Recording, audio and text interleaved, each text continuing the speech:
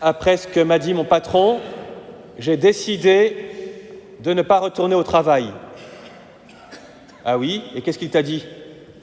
Il m'a dit, tu es viré. Oui, il y a des décisions qu'on prend comme ça qui ne dépendent pas de nous, qu'on nous impose. Mais il y a des décisions qui dépendent complètement de nous, chers amis.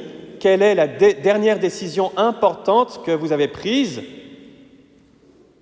Un déménagement, un changement de travail, quitter votre patron, vous couper peut-être de quelqu'un, montrer à quelqu'un que vous le boudez.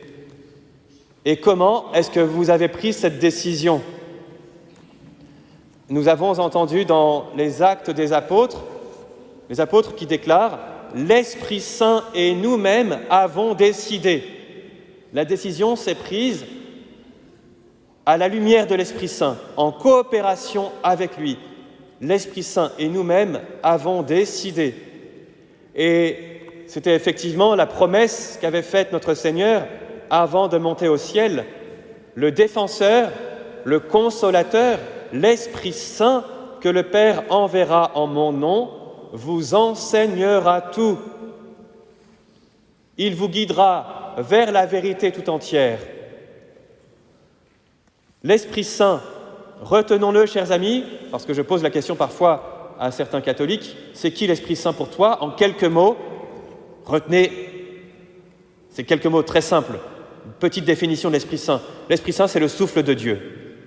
Voilà, un enfant me disait, l'Esprit Saint, c'est l'énergie de Dieu. On peut retenir ça si vous voulez. Souffle de Dieu, souffle de vie, souffle d'amour, souffle créateur, souffle recréateur, le souffle de Dieu.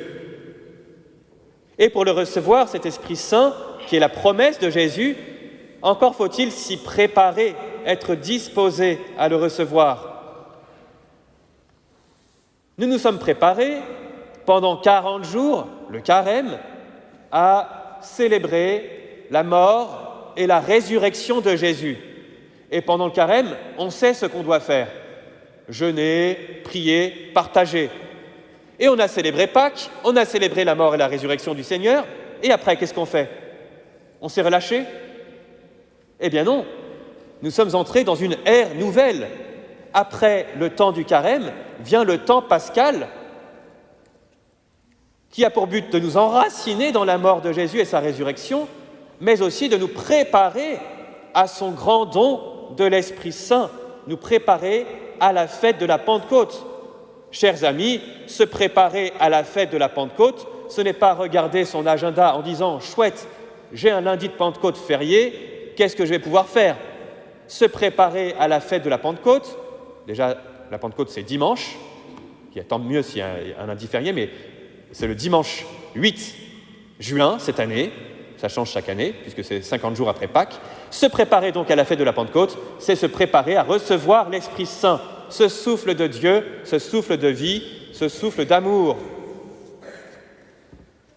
Il va avoir, cet Esprit Saint, pour nous aujourd'hui, 3 types d'influence.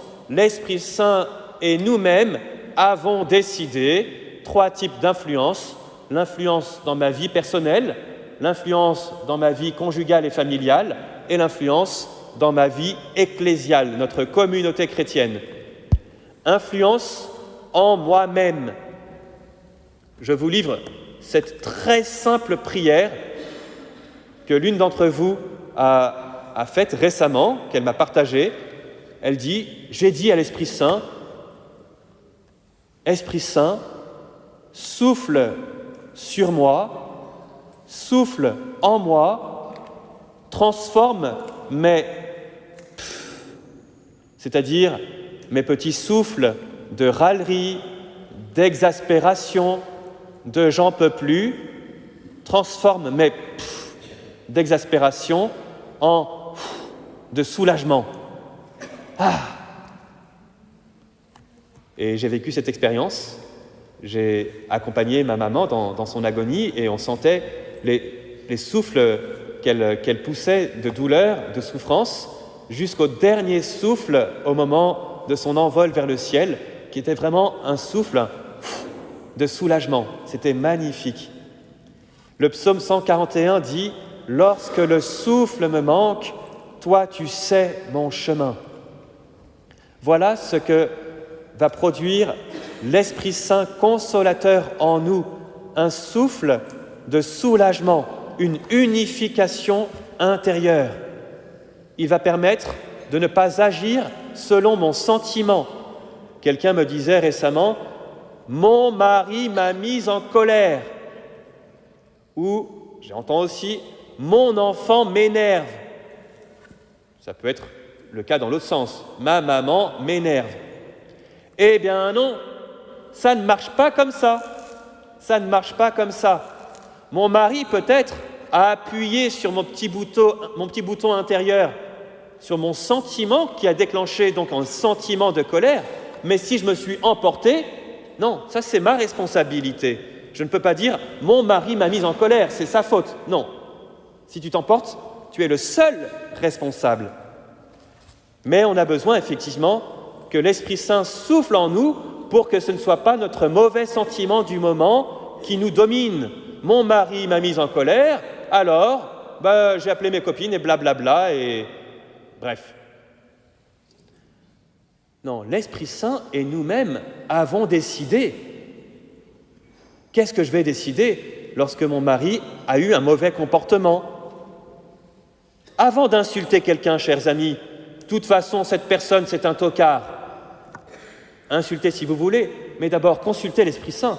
L'Esprit Saint et nous-mêmes avons décidé d'insulter cette personne. Non? On ne le fait pas alors. L'Esprit Saint et nous-mêmes avons décidé que j'allais sortir de mon petit confort personnel, pour faire grandir le royaume de Dieu.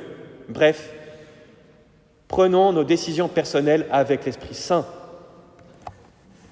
Deuxième niveau, c'est le niveau conjugal et familial. Là aussi, une personne récemment, une jeune maman de 2 enfants m'a dit « Oh là là, 2 enfants pour nous, c'est très bien, pas plus. Pourquoi ? Parce qu'on aime trop partir en vacances et donc un 3e, ça serait trop compliqué pour nous. » Bon, j'entends que ce n'est pas peut-être le bon moment pour avoir un 3e ou que ce ne sera jamais le bon moment. Mais si le seul motif, c'est on ne peut pas partir en vacances, là, ça ne marche pas. L'Esprit Saint et nous-mêmes avons décidé que 2 enfants, ça suffit, que 1 enfant, ça suffit, que 6 enfants, ça suffit. Mais on prend nos décisions avec l'Esprit Saint. Et il est bon, pour favoriser l'unité familiale, pourquoi pas, de réunir de temps en temps avec les parents, avec les frères et sœurs, des conseils de famille, des décisions à prendre. Écoutons-nous les uns les autres. L'Esprit Saint et nous-mêmes avons décidé. J'encourage aussi les couples à prendre chaque jour, surtout si vous avez reçu le sacrement du mariage. Si vous ne l'avez pas reçu, je vous encourage à le recevoir. Mais si vous l'avez reçu, à écouter chaque jour un verset, un petit verset, plus, si affinité, de la Bible. Voilà, c'est important quand on est chrétien, de parler un petit peu de Jésus. Voilà, il y a les blablas de la vie quotidienne, les tracasseries, très bien, pourquoi pas, mais faisons pas des commentaires sur l'Église, sur le curé. Non, parlons de Jésus. Trouvons aussi des stratégies, pourquoi pas, pour prier ensemble en famille, ne serait-ce que le Benedicite avant de passer à table, une petite prière du soir très simple, parents et enfants. Niveau personnel, niveau conjugal et familial, et niveau ecclésial. La communion de toute l'Église, la communion de la paroisse. Nous croyons. L'Esprit Saint et nous-mêmes. L'Esprit Saint fait de chacun de nous, non pas des êtres dispersés, isolés, mais il va faire un nous, une communauté. Et c'est quoi cette communauté ? Ce n'est pas simplement avoir une certaine uniformité de pensée, mais une communion dans la foi. Le but, ce n'est pas que nous ayons chacun les mêmes opinions sur les uns les autres, opinions sur la politique, opinions de ceci ou cela. Quand on est chrétien, le but, ce n'est pas d'écouter les opinions du curé ou du pape, c'est d'avoir une communion dans la foi et dans l'amour. Dans l'Antiquité chrétienne, les païens étaient édifiés en voyant les chrétiens. Ils disaient « Voyez comme ils s'aiment !» Voyez comme ils s'aiment. Quel beau témoignage! Alors oui, par la foi, nous entrons dans un nous, une communion. Ça veut dire que je ne me fais pas mon credo sur mesure. J'entre dans la foi de l'Église. Je ne peux pas dire « Oui, je crois en Dieu, mais je ne crois pas que Jésus soit ressuscité. » Ou alors on n'est pas chrétien. Je ne me fais pas mon credo sur mesure. Je ne me dis pas « Bon, oui, je crois en Dieu et je crois en la résurrection de Jésus, mais j'ai quand même mon petit gris-gris. On ne sait jamais, je mets toutes les chances de mon côté. » Non, si je crois, eh bien, je rejette tout ce qui s'oppose à la foi.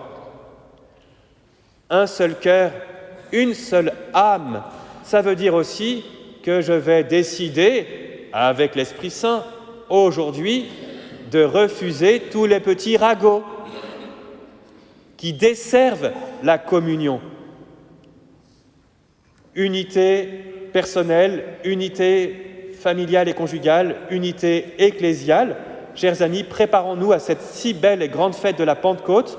Je vous propose de lire d'ici 2 semaines le livre des Actes des Apôtres au chapitre 2e. C'est 2 pages dans la Bible, chapitre 2 des Actes des Apôtres, pour vous imprégner de ce récit de la Pentecôte. Entraînez-vous aussi à consulter l'Esprit Saint. Qu'est-ce que tu en penses? Et puis, le jour de l'Ascension, commencez la neuvaine à l'Esprit Saint qui est proposée par notre diocèse. Comme ça, nous pourrons la vivre en communion les uns avec les autres. Elle est affichée à l'entrée de l'église, vous pourrez la prendre en photo. Et grâce à l'Esprit Saint, oui, grâce à lui, nous pourrons passer du pff de la fatigue au pff du soulagement. Au nom du Père et du Fils et du Saint-Esprit. Amen.